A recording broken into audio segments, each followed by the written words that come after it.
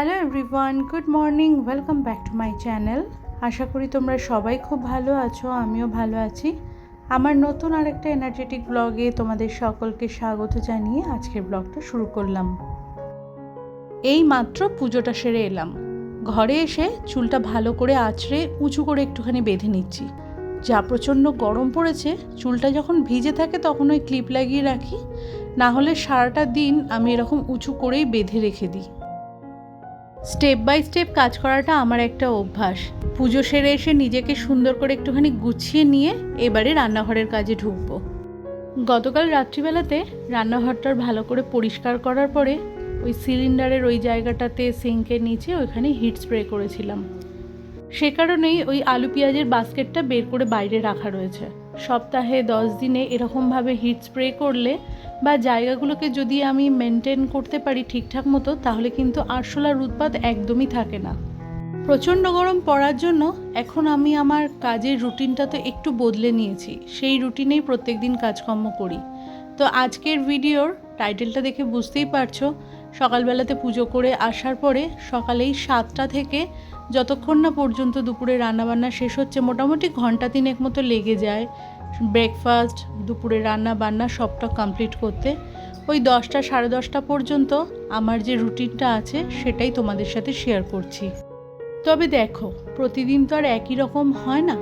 আজকে যেমন আমার মেন কোর্সটা বানানো আছে। গতকালকেই 4 পিস রুই মাছ বানিয়েছিলাম আলু বিনস দিয়ে, আর 2 পিস রুই মাছ দই দিয়ে বানিয়েছিলাম, ওটা মামামের জন্য।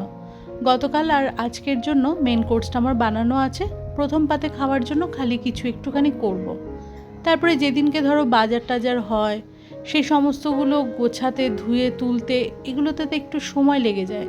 তার জন্য আধা ঘন্টা 1 ঘন্টা আগে পিছে সময়টাকে করে নেওয়াই যেতে পারে।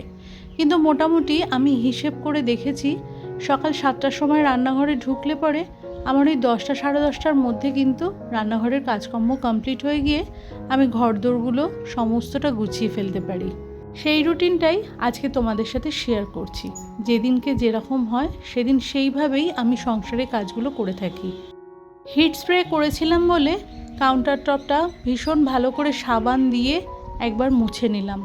তারপরে এই যে ওয়াইপটা দিয়ে মুছেছি, এটাতেও একটুখানি সাবান দিয়ে ধুয়ে পরিষ্কার করে নিচ্ছি। আর ডেটল হ্যান্ড ওয়াশের যে কন্টেনারটা ছিল ওটা খালি হয়ে গেছে বলে সেটাও রিফিল করে নিলাম। হ্যান্ড ওয়াশ বলো, ডিশওয়াশারের সাবান, হিট, এরকম যাবতীয় কিছু জিনিস সিঙ্কের নিচে ওই জায়গাটাতে বাস্কেটে করেই রাখা থাকে। প্রত্যেকটা জিনিসের জন্য আমি আলাদা আলাদা জায়গা সেট করে রেখেছি। আর জায়গার জিনিসটা সব সময় জায়গাতেই রাখি বলে আমার কিন্তু রান্নাঘর বলো ঘর বলো সবটা গোছানো থাকে। খুব একটা যে বড় সড়ো জায়গার মধ্যে আমি থাকি তেমনটা কিন্তু নয়, কিন্তু প্রতিটা জিনিসের জন্য আলাদা করে জায়গা সেট করে রাখার জন্য ঘরদোরগুলো অগোছালোটাও আমার কম হয়, আর জিনিসগুলো সুন্দরভাবে গোছানোও থাকে। কাউন্টার টপটা ভালো করে মুছে পরিষ্কার করে নেওয়ার পরে ওয়াইপটাকে সাবান দিয়ে কেচে নিলাম। হ্যান্ড ওয়াশের কন্টেনারটা রিফিল করে নিয়ে চলে এসেছি ডিশওয়াশারটা খালি করতে। এটা খালি করতে আমার 10-15 মিনিট মতো সময় লাগে। প্রত্যেকটা বাসন আলাদা আলাদা করে নিয়ে ওই ডিশওয়াশারের ওপরে রাখি, তারপরে নিয়ে গিয়ে কাউন্টার টপের ওপরে রাখতে লাগে। সেখান থেকে আবার জায়গায় গুছিয়ে তুলতে লাগে।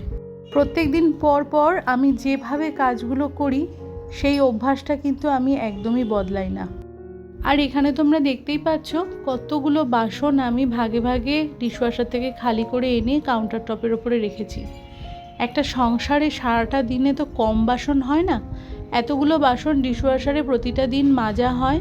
তারপরেও কিন্তু হালকা পাতলা একটু আধটু বাসন আমি প্রত্যেক দিন হাতে মাজি। চলো এবারে বাসনগুলোকে জায়গায় গুছিয়ে তুলি। প্রত্যেকটা বাসনের জন্য আমি আলাদা আলাদা জায়গা সেট করে রেখেছি। ছোট প্লেট, বড় সাইজের প্লেট, স্টিলের প্লেট, বড় সাইজের টিফিন বক্স, ছোট টিফিন বক্স, বড় সাইজের বাসন, বড় বাটি, ছোট বাটি, হাতা খুন্তি, যে সমস্ত বাসনপত্র ইউজ করি তাদের লিড, প্রত্যেকটা জিনিসের জন্য আমার আলাদা আলাদা করে জায়গা সেট করা আছে। সেই বুঝে ডিশওয়াশার থেকে খালি করা বাসনগুলো আমি সেই জায়গাটাতেই রাখি। আজকে সকালে জলখাবারে বাবুকে ভাত দেব। রান্নাঘরটা সুন্দর করে গুছিয়ে নেওয়ার পরে ওই ভাতটা বসিয়ে দিলাম। চালটা ভালো করে ধুয়ে নিয়ে জল দিয়ে মিনিট 15 ভিজিয়ে রেখে নিয়ে ভাতটা বসিয়ে নিলাম। সকাল সকাল ভাত বানাতে হলে চালটা ভিজিয়ে রাখার বেশি সময় হয় না, ওই 10-15 মিনিট মতো ভেজানো থাকে। কিন্তু দুপুরবেলার ভাত যেদিনকে করি সেদিনকে ওই 1 ঘন্টা 1.5 ঘন্টা মতো আমি চালটা ধুয়ে নিয়ে ভিজিয়ে রেখে দিই। আমি আর মাম্মাম আজকে সকালে জলখাবারে খাবো টমেটো অনিয়ন উত্তাপাম। ঘরে টক দই পাতা ছিল, সেটা দিয়ে সুজিটা ভালো করে মিশিয়ে নিয়ে এটাও কিছুক্ষণ রেস্টে রেখে দেবো। আমার আগের একটা ব্লগে এক বন্ধু পিয়ালি মুখার্জি আমাকে কমেন্ট করেছো। তুমি লিখেছো যে সারা দিন সংসারে কাজ করি তবুও যেন শেষ হয় না, পুরনো দিনের 3তলা বাড়ি ওপর নিচ করতে করতেই দিনটা কেটে যায়। কলকাতায় আমার ফ্ল্যাট আছে, ওখানে কাজ করতে অতটা কষ্ট হয় না, একটাই ফ্লোর, যে ফ্লোরের মধ্যে ঘুরে ফিরে সুন্দরভাবে কাজ হয়ে যায়। তোমার কাজ খুব গোছানো, তাই দেখতে আমার খুব ভালো লাগে। অসংখ্য ধন্যবাদ বন্ধু এত সুন্দর একটা কমেন্ট করার জন্য। আর কথাটা একদম সত্যি, একটা ফ্লোরের মধ্যে সমস্ত কাজকর্ম করতে হলে পরে সময়ও বেশি লাগে না, আর কাজটাও কিন্তু খুব সুন্দরভাবে করা হয়ে যায়, কষ্টটাও কম হয়। কিন্তু ওই সিঁড়ি ভেঙে ভেঙে কাজ করতে গেলে দ্বিগুণ পরিশ্রম হয়। খুব ভালো থেকো, অনেকটা ভালোবাসা রইল তোমার জন্য।